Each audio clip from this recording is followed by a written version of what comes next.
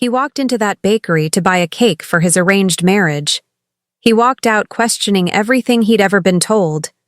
Because standing behind the counter, holding 3 identical 4-year-old boys, was the woman he'd abandoned 5 years ago. The woman he was ordered to leave. The woman he thought had lost their child. But she didn't lose a child. She had 3. And one of them could read emotions with a single touch. This is the story of a mafia heir who thought power was everything, until he discovered what he'd truly lost. Welcome to a love that refused to stay buried. Hello, beautiful souls.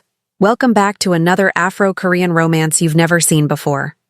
Today's story will stay with you long after it ends, I promise you that. But first, I want to ask for your help. We're so close to 1,000 subscribers, and every single one of you matters. So if you're enjoying these stories, please hit that subscribe button. It truly helps us grow. Now, let's begin. And don't forget to grab your tissues. The city didn't know his name, but it knew his silence. Dae-hyun moved through Manhattan like a shadow that owned the light. At 32, he was everything his father had sculpted him to be. Cold, calculated, untouchable. The kind of man who could end a life with a phone call and never lose sleep. The kind of man who wore $5,000 suits like armor and never let anyone see the boy beneath. Today, he had one task. Simple, mundane, laughable almost. Buy an engagement cake. His wedding was in 2 weeks. Arranged, strategic. A merger between his father's Korean mafia empire and a powerful Chinese syndicate. The bride was elegant, intelligent, obedient. Everything a man in his position needed. Everything except the one thing he'd buried 5 years ago. The bakery was small, tucked between a laundromat and a bookstore that looked older than grief itself. His driver had suggested a place in Soho, something upscale, something fitting for a man of his stature. But Dae-hyun had insisted on this one. He didn't know why. Or maybe he did, and that's what terrified him. The bell above the door chimed softly as he entered. The scent hit him first. Vanilla, cinnamon, something warm that felt dangerously close to memory. His bodyguards stayed outside, flanking the door like silent sentinels. Inside, the world felt smaller, quieter. And then he saw her. Time didn't stop. It shattered. She stood behind the counter, her back to him, wearing a simple apron dusted with flour. Her hair was longer now, pulled into a loose bun that exposed the curve of her neck, the same neck he used to kiss in the dark, whispering promises he'd been too weak to keep. Amara.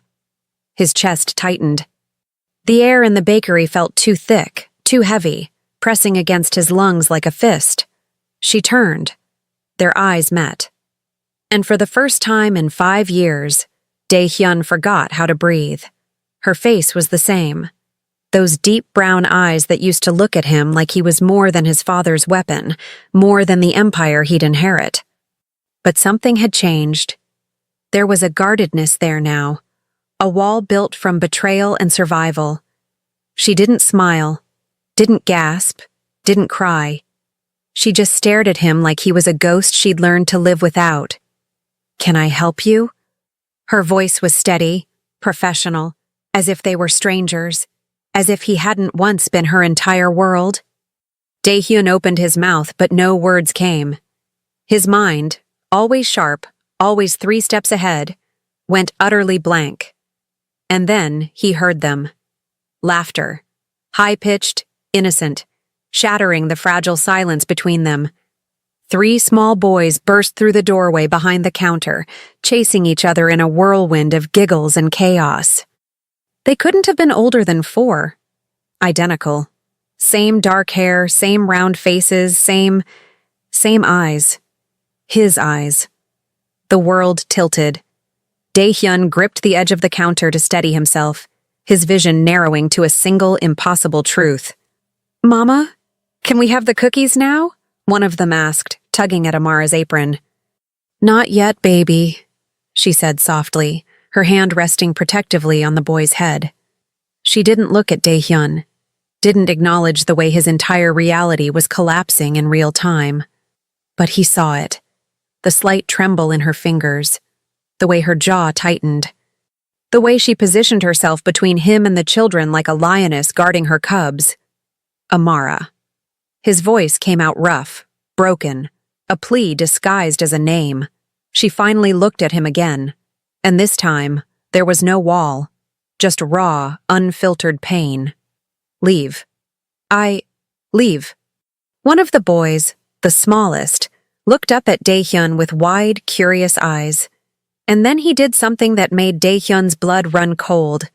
The child reached out and touched his hand. For a moment, nothing happened. And then the boy gasped, stumbling backward into his mother's arms. "Mama," he whispered, his voice shaking. He's so sad. So sad. Amara's eyes widened in alarm. She scooped the child up, holding him close. Daehyun stared at them, at her, at the boys, at the life he'd unknowingly destroyed. His father's voice echoed in his mind, cold and absolute. "She lost the baby. It's for the best. You have a duty to this family." But she hadn't lost the baby. She'd had 3. And one of them could feel his soul breaking. Daehyun took a step forward. Amara took a step back. "Don't," she said, her voice cracking. "Don't you dare." The bell above the door chimed again. His head bodyguard stepped inside, concern etched on his face. "Sir, is everything?" "Get out," Daehyun said, his tone leaving no room for argument. The man hesitated, then left. Silence swallowed the bakery whole. Daehyun looked at Amara, at the woman he'd loved more than his own life, the woman he'd been forced to abandon, the woman who was now looking at him like he was the villain in her story. And maybe he was. "I thought," his voice cracked, "I thought you lost the baby." Amara's laugh was bitter, sharp enough to draw blood. "No, Daehyun, you lost us." The smallest boy was still staring at him, tears streaming down his face. "Why is he so broken, Mama?" Daehyun's knees almost gave out. Amara held her sons tighter, her eyes blazing with a fury born from 5 years of survival. "Because some people," she said, her voice trembling, "choose power over love, and they have to live with that." Daehyun stood there, frozen, as the woman he'd never stopped loving turned her back on him. And for the first time in his life, he understood what it meant to lose everything. He didn't leave the bakery. He couldn't. Daehyun stood outside in the rain that had started to fall, his bodyguards forming a silent perimeter around him. Through the bakery window, he watched her move, watched her laugh with customers, watched her wipe flour from one of the boys' cheeks, watched her live a life he'd never been part of. A life he'd stolen from himself. His phone buzzed. His father. Again. He ignored it. The rain soaked through his Armani suit, but he didn't care. For the first time in 5 years, the empire didn't matter. The wedding didn't matter. Nothing mattered except the 3 small faces he'd glimpsed through the glass. His sons. The word felt foreign, impossible, terrifying. He'd spent his entire life becoming his father's perfect weapon. Cold, efficient, emotionless. He'd buried every soft part of himself the day he walked away from Amara, believing his father's lie that she'd miscarried, that it was a blessing. That duty was all that mattered. But duty hadn't kept him warm at night. Duty hadn't filled the hollow space in his chest. Duty hadn't given him 3 identical boys with his eyes. The bakery door opened. Amara stepped out, pulling a thin jacket around her shoulders. She looked at him, and for a moment, he saw the girl he'd fallen in love with, the girl who'd laughed at his terrible jokes, who'd traced the scars on his back and asked him who hurt him, who'd made him believe he could be more than his father's shadow. But that girl was gone. In her place stood a woman forged by abandonment. "Go home, Daehyun." "I can't." "You don't have a choice." "I have 3 reasons to stay." Her jaw tightened. "You gave up that right 5 years ago. I was told." "I don't care what you were told." Her voice cracked, raw and sharp. "You left. You didn't fight for me, For us, you just walked away. The rain fell harder, but neither of them moved.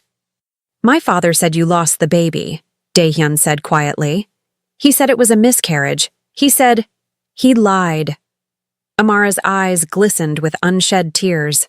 And you believed him, because it was easier than choosing me. The words hit him like bullets, because she was right. He'd taken the easy path, the safe path. The path that kept him in his father's good graces, that kept the empire intact, that kept him from having to choose between love and legacy. And now he was paying the price. I want to meet them, he said. No. Amara, no. She stepped closer, her voice dropping to a fierce whisper. You don't get to walk back into our lives because your guilt finally caught up with you. Those boys? They're happy, they're safe, and they don't need a father who's already promised to someone else. His chest tightened. How did you— Your engagement is all over the news, Daehyun. You're marrying the daughter of the Chen family. A strategic alliance. Isn't that what you people call it? People. As if he wasn't human anymore. Maybe he wasn't. I'll break it off, he said, the words tumbling out before he could stop them. Amara laughed, but there was no humor in it. You can't.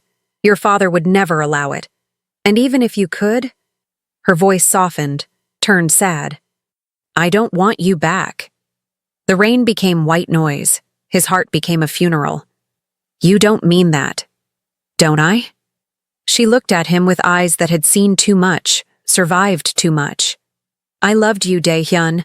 I loved you so much it nearly destroyed me when you left.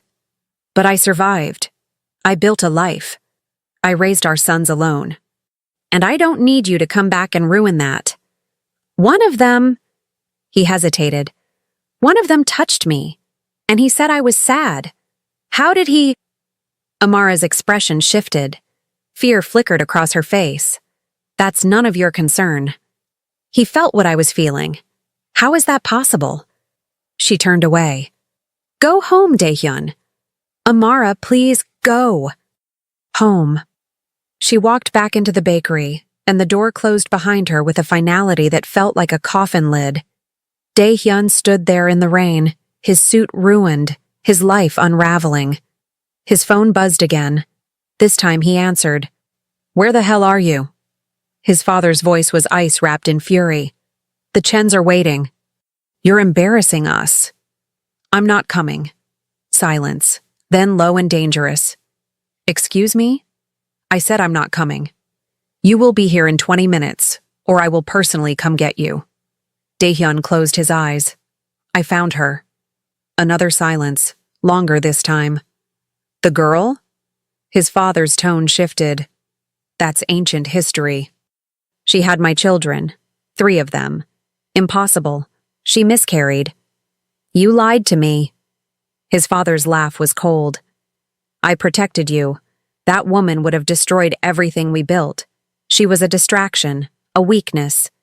She was everything. And now?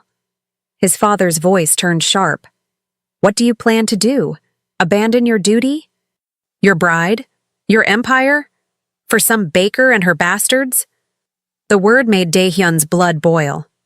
Call them that again, he said quietly. And I'll forget you're my father. A pause, then, almost amused. You've grown soft. Maybe, or maybe I've finally woken up. He ended the call. The rain continued to fall. And somewhere inside that bakery, 3 little boys were probably asking their mother why the sad man was still standing outside. Daehyun looked down at his left hand, the hand the smallest boy had touched, and he realized something that terrified him more than any enemy ever had. That child had felt his truth. All of it. The love, the regret, the longing, the grief. And if one touch could do that, what else could those boys do? Daehyun didn't go home that night. He sat in his car across from the bakery until the lights went out, until Amara emerged with 3 sleepy boys bundled in jackets too thin for the autumn chill. He watched her hail a cab, watched her count out bills like every dollar mattered, watched her disappear into the city that had swallowed them both whole. And then he followed. Not close enough to be seen, but close enough to know. The cab stopped in front of a modest apartment building in Queens. Old brick. Fire escapes zigzagging down the facade like scars. The kind of place he would have condemned as unsafe 5 years ago. The kind of place Amara now called home. He watched her carry the smallest boy, the one who'd touched him, while the other two stumbled sleepily behind her. She fumbled with her keys, balancing the child on her hip, exhaustion written in every line of her body. She'd been carrying this weight alone. For 5 years. Because of him. Dae-hyun sat in the darkness of his car, his hands gripping the steering wheel until his knuckles turned white. He'd destroyed her, and she'd still built something beautiful. The next morning, he did something he hadn't done in a decade. He went somewhere without his bodyguards. The bakery opened at 7. He was there at 6:50, waiting in the pre-dawn cold like a ghost haunting his own past. When Amara arrived, alone, the boys presumably still sleeping, she stopped dead when she saw him. "You need to stop this. I need to know them." "Why?" She unlocked the door with shaking hands. "So you can feel better about yourself? So you can tell yourself you tried? Because they're mine." She whirled on him, fury blazing in her eyes. "They stopped being yours the second you left." "I didn't know." "You didn't ask," her voice echoed in the empty street. "You didn't fight. You just accepted whatever your father told you because it was easier than loving me." The truth of it carved him open. "You're right," he said quietly. "I was a coward." The admission seemed to steal her anger. She sagged against the door, suddenly looking every bit as exhausted as she'd been last night. "What do you want from me, Dae-hyun?" "A chance." "To do what? Play father for a few weeks before you remember you have an empire to run? Before your real family reminds you what matters? You were my real family." "Were." The word hung between them like a blade. Past tense. She pushed open the bakery door and stepped inside. He followed. The space smelled like her, warm, sweet, alive.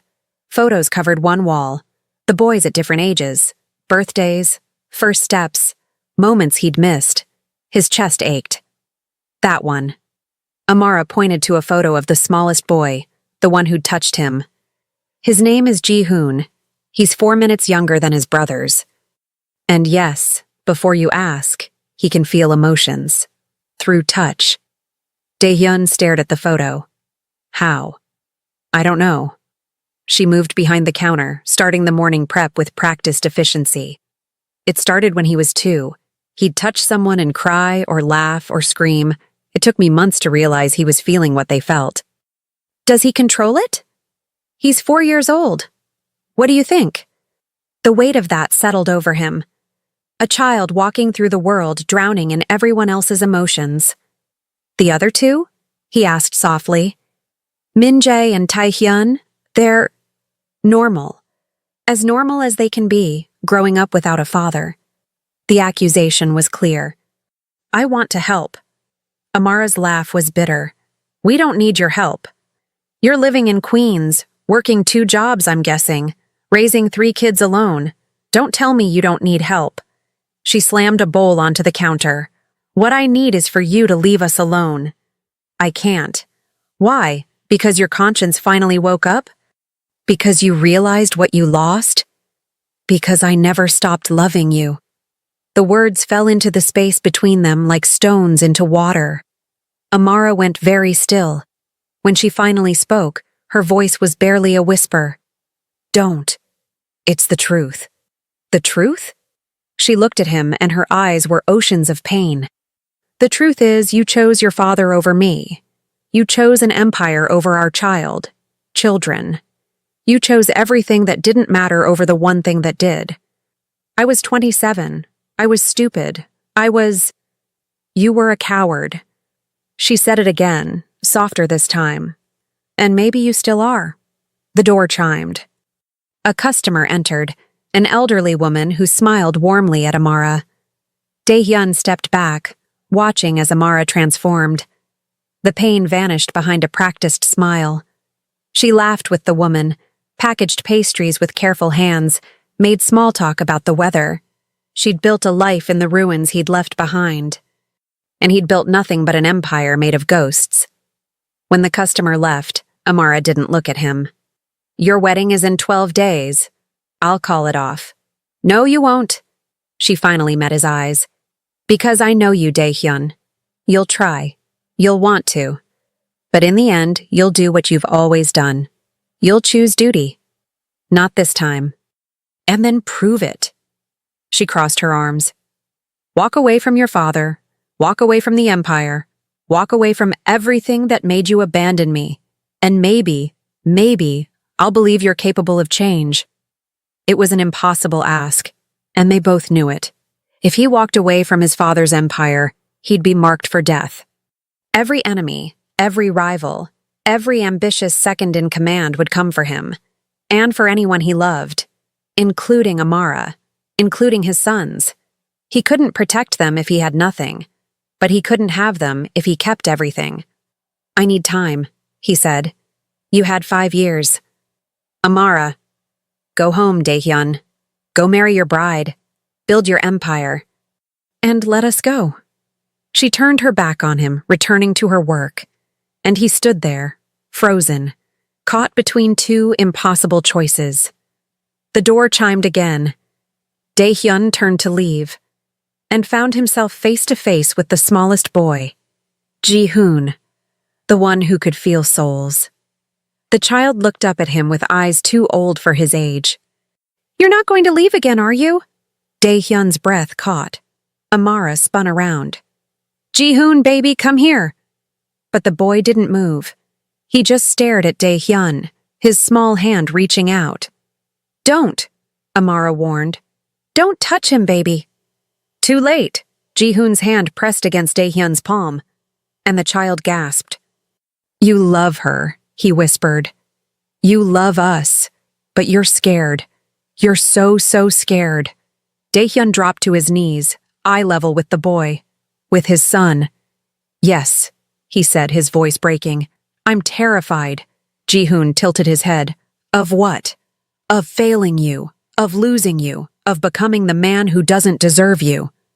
The boy considered this. Then quietly, "Mama says people can change." "Do you believe that?" Ji-hoon's smile was small, fragile. "I felt your heart. It's broken, but broken things can be fixed." Dae-hyun's eyes burned. Amara was crying now, silent tears streaming down her face. And in that moment, surrounded by flower dust and morning light and the ghosts of everything he'd destroyed, Dae-hyun made a choice. Not the easy one. Not the safe one. The right one. "I'm not leaving," he said, looking at Amara. "I'm not marrying her. I'm not walking away. Not again. Your father can go to hell." Ji-hoon giggled at the bad word. Amara shook her head. "You don't understand what you're choosing. I'm choosing you. All of you. It'll destroy you. Then I'll be destroyed." He stood, his decision settling over him like armor. "But I won't lose you twice." The bakery fell silent. Outside, the city woke up, oblivious, eternal, uncaring. Inside, a family tried to remember how to breathe. The phone call came at midnight. Dae-hyun was still awake, staring at the ceiling of his penthouse, a space that suddenly felt like a mausoleum. Cold, empty, built for a man who'd forgotten how to be human. His father's voice was granite. "You have 24 hours to fix this." "There's nothing to fix. The Chens are threatening to pull out of the alliance. Do you understand what that means? We'll lose Hong Kong. We'll lose half our shipping routes. We'll lose... I don't care." The silence on the other end was so complete, Dae-hyun wondered if the line had gone dead. Then, "You don't care." "No. Because of some woman and her bastards." Dae-hyun's grip on the phone tightened. "Call them that again, and we're done." His father laughed, a sound like breaking glass. "You think you can threaten me? You think you can walk away from this family, this empire? And there won't be consequences? I'm willing to find out. Then you're a fool. His father's voice dropped to something darker. I let you keep that girl alive 5 years ago because I'm merciful, because I thought you'd learned your lesson. But if you insist on throwing away everything I built for you, everything you were born to inherit, then I'll make sure she understands the cost of your stupidity. Daehyun went cold. If you touch her, you'll what? You'll be the dutiful son who finally grew a spine? Don't make me laugh. A pause. 24 hours, Daehyun. Marry the Chen girl, or I'll make sure your little baker and her children disappear. And this time, you won't even get to say goodbye. The line went dead. Daehyun sat in the darkness, his heart a war drum. He'd known this moment would come. Known his father wouldn't let him go without a fight. But hearing the threat spoken aloud, hearing his father reduce Amara and their sons to collateral damage, ignited something in him he'd kept buried for too long. Rage. Pure. Focused. Lethal. He made 3 phone calls. The first was to his most trusted associate, a man who'd been with him since they were teenagers running the streets together. I need protection detail on a woman and 3 children in Queens, invisible, 24/7. No one gets close. The second was to his lawyer. I want every document, every contract, every piece of leverage my father has on me. I need to know what I'm up against. The third was to the Chen family patriarch. I'm calling off the wedding. Mr. Chen's response was immediate. Your father won't allow it. My father doesn't get a vote. A long pause. Then, surprisingly, you love someone else. It wasn't a question. Yes. Does she love you back? Daehyun closed his eyes. I don't know, but I'm going to spend the rest of my life trying to deserve the chance to find out. Mr. Chen sighed. Your father will come for you. I know. And for her. I know that too. Another pause. You're either very brave or very stupid. Probably both. Mr. Chen laughed, a sound far warmer than anything Daehyun's own father had ever produced. For what it's worth, I never liked this arrangement. My daughter deserves someone who will love her, not use her as a chess piece. I'll handle your father's wrath. You focus on not getting yourself killed. The line went dead before Daehyun could respond. One ally. Maybe. It would have to be enough. He showed up at the bakery at dawn again. This time, Amara wasn't alone. She was with all 3 boys, Ji-hoon, Min-jae, and Tae-hyun, teaching them how to frost cupcakes. Flour covered every surface. Frosting covered the children. And Amara's laugh, God, her laugh, filled the small space like sunlight breaking through storm clouds. She saw him through the window, and her smile died. The boys followed her gaze. Ji-hoon waved. Daehyun's chest ached. Amara said something to the boys, then stepped outside. The morning air was sharp, autumnal. She crossed her arms, a barrier between them. You're making this harder. I called off the wedding. Her eyes widened. You, what? I told the Chens I wasn't going through with it. I told my father I was done. Daehyun, you can't just... I already did. She stared at him like he'd grown a second head. Do you have any idea what you've just done? Your father threatened to kill you and the boys if I didn't fall in line. The color drained from her face. Which is why, Daehyun continued quietly, I've assigned a security team to watch over you. You won't see them, but they're there. No one will touch you. A security team. Amara's voice was hollow. This is insane. This is my world. And you want to drag us into it? I want to protect you from it. She turned away, her hands shaking. I can't do this. I can't live like this, always looking over my shoulder, wondering if someone's going to hurt my children because of you. I won't let that happen. You can't promise that. She whirled on him, tears streaming down her face. You're one man, Daehyun. Your father controls an empire. You think he won't find a way to hurt us? You think your security team can stop him? He wanted to lie. Wanted to tell her everything would be fine. But he'd lied to her once before. Never again. "You're right," he said. "I can't promise nothing will happen. I can't promise my father won't try, but I can promise I'll die before I let him succeed. That's not comforting. I know." He stepped closer. "But it's the truth, and I'm done lying to you." Amara pressed her hands to her face, her shoulders shaking. "Why?" she whispered. "Why now? Why couldn't you have fought for me 5 years ago?"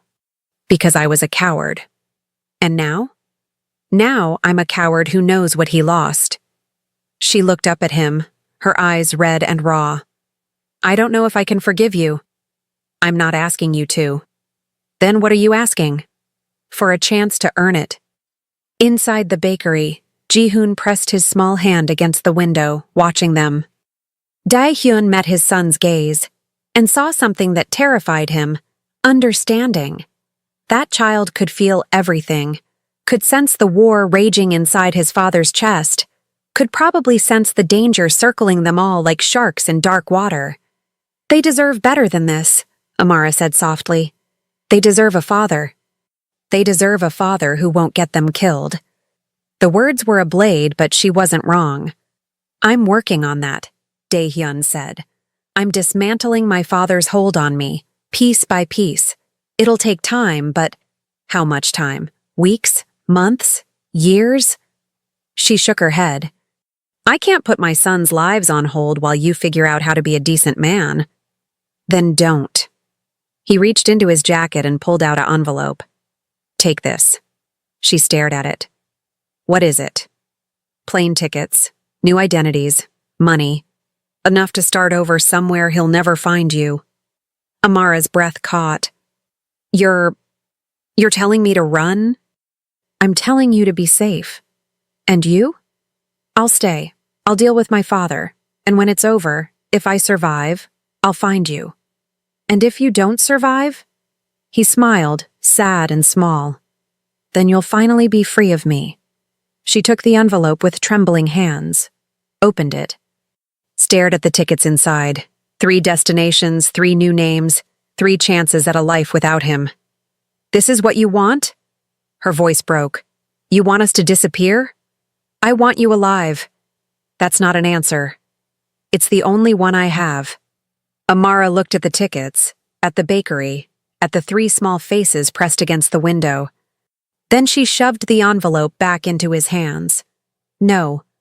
Amara, I spent 5 years running from the ghost of you.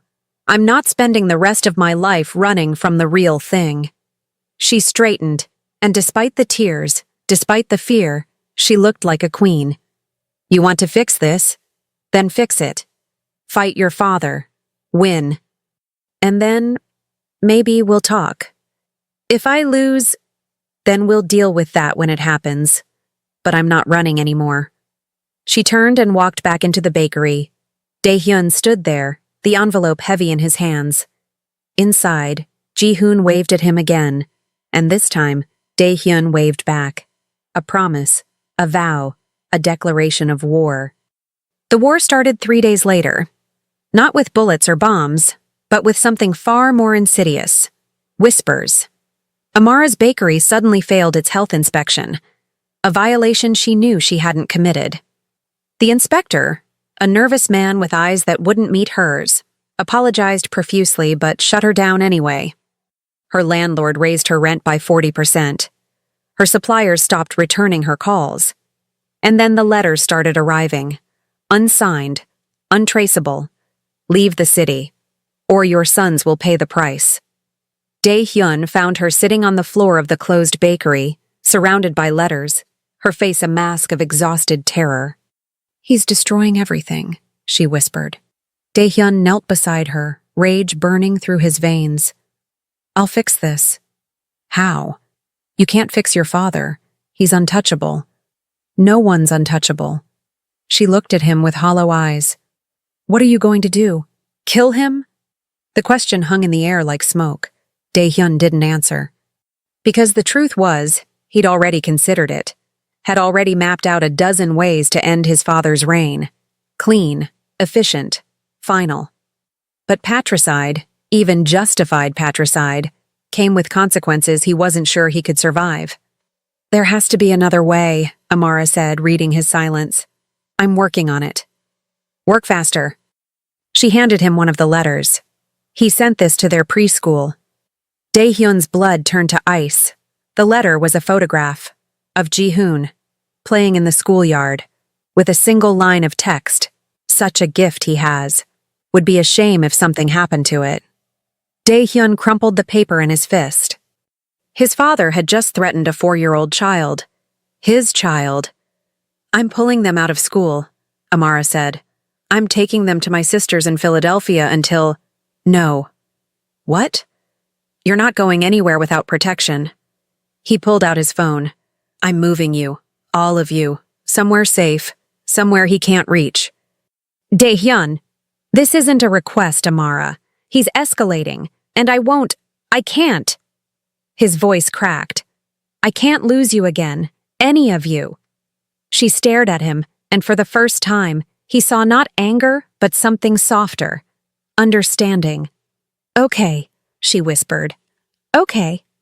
He moved them to a safe house in upstate New York. A sprawling estate hidden behind gates and guards, and enough security to make Fort Knox jealous. The boys thought it was an adventure, running through the massive house, exploring the grounds, laughing in a way that made Dae-hyun's chest both ache and sore. Amara was less enthusiastic. "This is a prison," she said on the third night, staring out at the manicured lawn. "It's safety. It's isolation." She turned to him. "How long do we have to stay here?"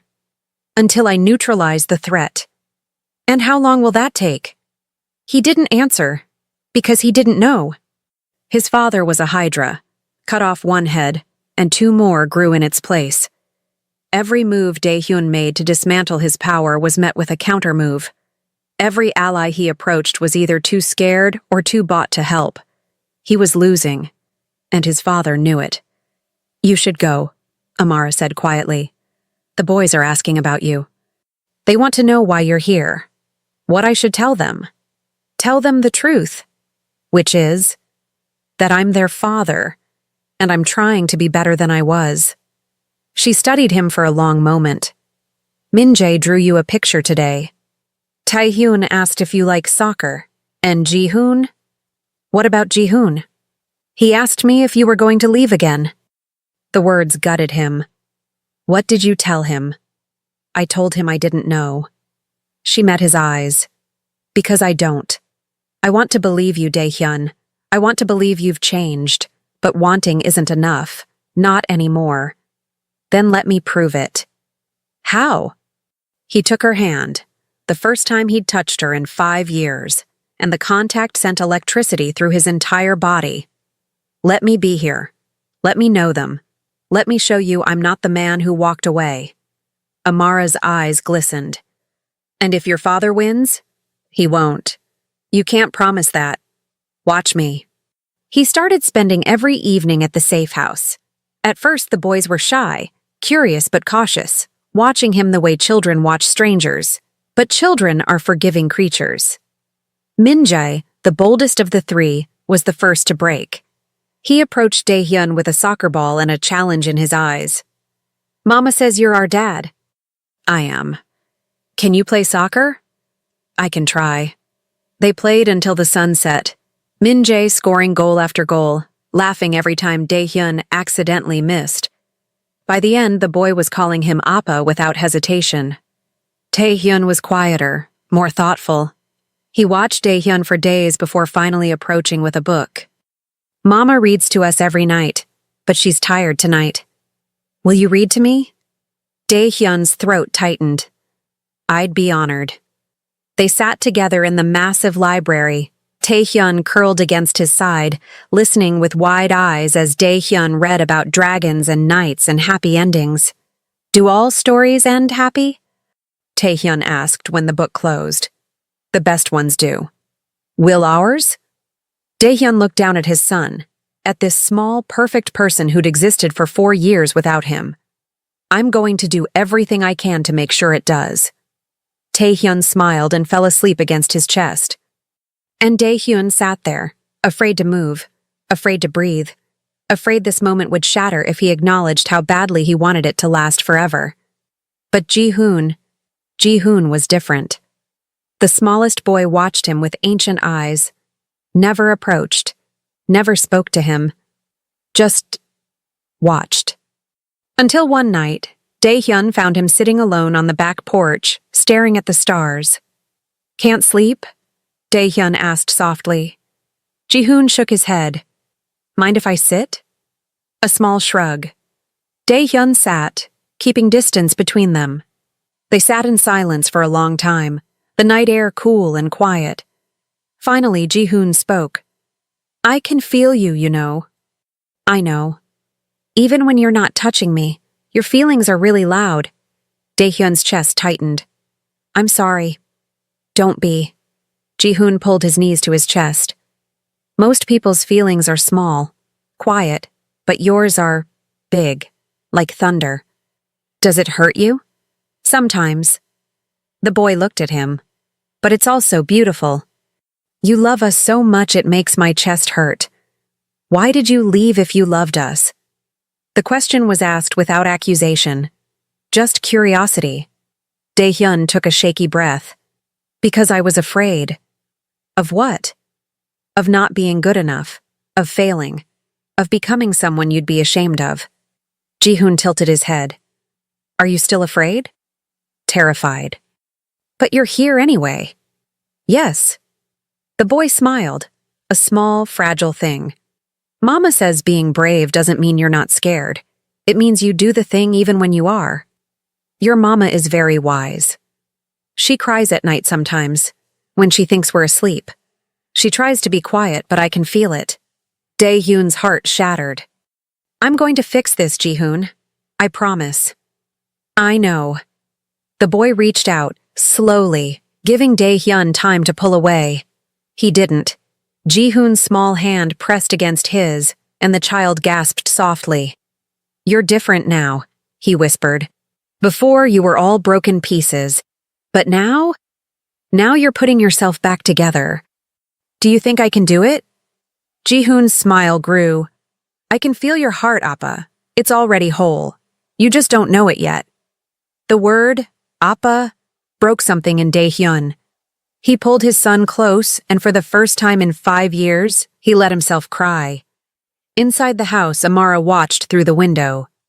And despite everything, despite the fear, despite the uncertainty, despite the war still raging around them, she felt something she hadn't felt in a very long time.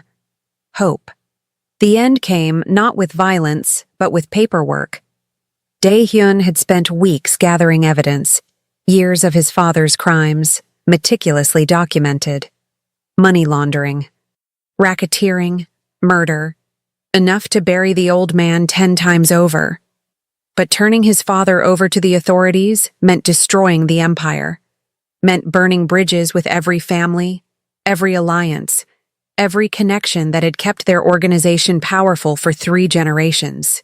It meant becoming an outcast, a traitor, a dead man walking. He did it anyway. The FBI raid happened at dawn. Dae-hyun watched from a distance as agents swarmed his father's estate, as the man who'd ruled New York's underworld for 30 years was let out in handcuffs. His father's eyes found his across the lawn, and the look of pure hatred in them was almost enough to make Dae-hyun regret his choice. Almost. His phone rang. Unknown number. "You just signed your death warrant." His father's voice was ice and venom.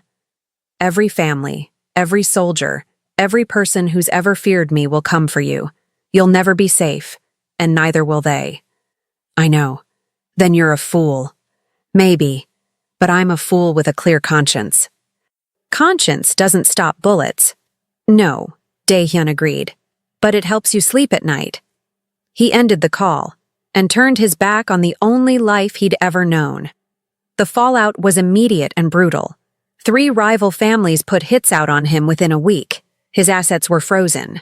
His allies disappeared like smoke. The penthouse, the cars, the empire, all of it seized or stolen or destroyed. He lost everything. Everything except what mattered. He showed up at the safe house that evening with nothing but the clothes on his back and a tired smile. Amara opened the door, took one look at him, and knew. It's done. It's done. She stepped aside, letting him in. The boys were in the living room, building a blanket fort. They looked up when he entered, and Min-jae immediately launched himself at Dae-hyun's legs. "Appa, come help us. We're building a castle." Dae-hyun looked down at his son, at all three of his sons, and felt something shift in his chest. This was the empire worth building. Over the following weeks, they found a rhythm. Dae-hyun took a job as a consultant. Boring, legal, nothing like the life he'd left behind. The pay was terrible. The work was mundane. He'd never been happier. Amara reopened her bakery in a small town in Vermont, far from the city, far from the ghosts. The boys started school, made friends, learned what it meant to have a normal life. And slowly, carefully, Amara let Dae-hyun back in. Not all at once, not without conditions. But piece by piece, moment by moment, she allowed herself to believe he'd changed, that he'd stay. They had dinner together every night, helped with homework, played in the yard, read bedtime stories, became a family in all the ways that mattered. But they didn't talk about the future, didn't talk about the scars that still existed between them, didn't talk about the fact that he was still sleeping in the guest room. Until one night, after the boys were asleep, Amara found him on the back porch. The same spot where Ji-hoon had asked him why he left. "Can't sleep?" she asked, echoing his words from weeks ago. He smiled. Something like that. She sat beside him, close, but not touching. "I got a letter today," she said quietly. His body tensed. "From who?" "Your father's lawyer. He's going to prison for life. No parole." Dae-hyun exhaled slowly. "Good. Is it?" She looked at him. "He's your father, Dae-hyun. Despite everything, he stopped being my father the day he threatened my sons." The conviction in his voice left no room for argument. They sat in silence, listening to the crickets, the distant sound of wind through trees. "The boys love you," Amara said eventually. "I love them too. And me." Her voice was barely a whisper. "Do you still love me?" Dae-hyun turned to her, and the moonlight caught the tears in his eyes. "I never stopped. Even when you left, especially then." He reached out slowly, giving her time to pull away. She didn't. His hand cupped her face, his thumb brushing away a tear she hadn't realized had fallen. "Leaving you was the worst thing I ever did, and loving you was the best. Those two truths lived in me for 5 years, tearing me apart, until I saw you again and realized the second one was stronger. Dae-hyun, I'm not asking you to forgive me. I'm not asking you to love me back. I'm just asking you to let me stay. Let me be their father. Let me be here. And if someday, years from now, you decide I've earned a second chance, truly earned it, then I'll be the luckiest man alive. But if you don't, if you can never see me as anything but the man who broke your heart, I'll understand. And I'll still stay. Because being near you, even as just their father, even as just your friend, is more than I deserve." Amara stared at him, her eyes searching his face for any trace of deception. She found none. "You really mean that?" "Every word." She closed her eyes, and when she opened them again, they were clear, decided. "I don't know if I can love you the way I did before. That girl, the one who loved you without conditions, without fear, she died when you left." His heart cracked, but he nodded. "I understand. But," she continued, her hand covering his, "maybe I can learn to love you as the person I am now. Stronger, wiser, more careful. It won't be the same love. It'll be harder, messier, more complicated. I'll take it," he said immediately. "Whatever you can give me, I'll take it." She smiled, sad and beautiful. "Then stay. Not in the guest room.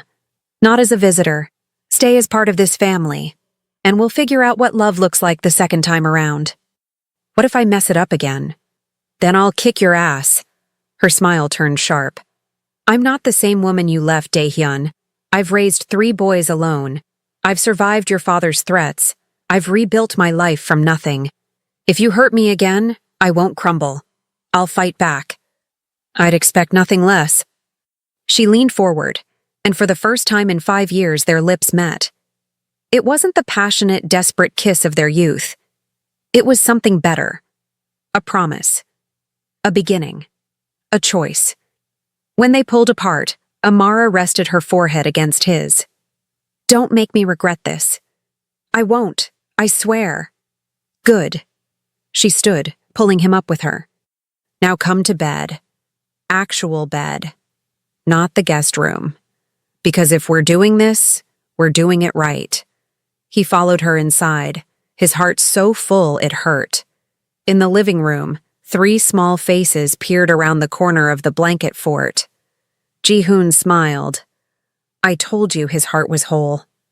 Min-jae pumped his fist. Does this mean Appa's staying forever? Tae-hyun looked at his mother. Are you happy, Mama? Amara looked at Dae-hyun, at her sons, at the life they'd built from ruins and regret. Yes, baby. I think I finally am. 5 years later. The bakery was thriving. Amara had expanded, hired staff, become a staple of the small Vermont community. The boys were 9 now, bright, beautiful, and completely unaware of the darkness their parents had survived to give them this life. Ji-hoon's gift had grown. He could control it now, turn it on and off at will. He used it to help people, to comfort classmates who were sad, to alert his teacher when someone was being bullied, to make the world a little kinder. Min-jae played soccer like his life depended on it, dreaming of professional leagues and stadiums. Tae-hyun read voraciously, already talking about becoming a writer someday. And Dae-hyun? Dae-hyun coached Min-jae's soccer team, helped Tae-hyun with his homework, taught Ji-hoon how to shield himself from overwhelming emotions, kissed his wife every morning like it was a privilege, because it was. He'd built a new empire, not of fear or power or violence, but of love, of family, of second chances. One evening, as they sat on the porch, the same porch where everything had changed, Amara leaned against him. Do you ever miss it? She asked. The power, the empire, the life you had before? Dae-hyun looked through the window at his sons, laughing over a board game, at the life he'd almost thrown away. Not even for a second, she smiled. Good answer. It's the truth. He kissed the top of her head. I spent 30 years building an empire that meant nothing. And then I spent 5 years building a family that means everything. There's no comparison. Even knowing what you gave up? Especially knowing what I gave up. He turned her face to his. You and those boys, you're my empire now, my kingdom, my legacy, and I'd burn the whole world down before I'd lose you again. Amara's eyes shimmered. You've gotten very good at saying the right thing. I've had a good teacher. Who? You, every day. Showing me what real strength looks like, what real love looks like, what it means to fight for something worth having. She kissed him, soft and sweet, and full of everything they'd survived to get here. Inside, Ji-hoon looked up from the game and smiled. Their hearts are singing, he told his brothers. What's that mean? Min-jae asked. It means they're happy. Really, really happy. Tae-hyun grinned. Good. They deserve it. And they did. All of them. Because some loves don't die. They just wait. Wait for the person to become worthy of them. Wait for the broken pieces to be put back together. Wait for the moment when duty and desire finally align. And when that moment comes, when love and choice and courage converge, it's not just a second chance. It's a rebirth, a new empire, built not on fear, but on hope, not on power, but on love, not on what was lost, but on everything that was found. The end. Thank you for joining us on this journey. If this story touched your heart, please like this video and subscribe to help us reach 1,000 subscribers. Your support means we can keep bringing you more Afro-Korean love stories you won't find anywhere else. Until next time, remember, some loves are worth fighting for.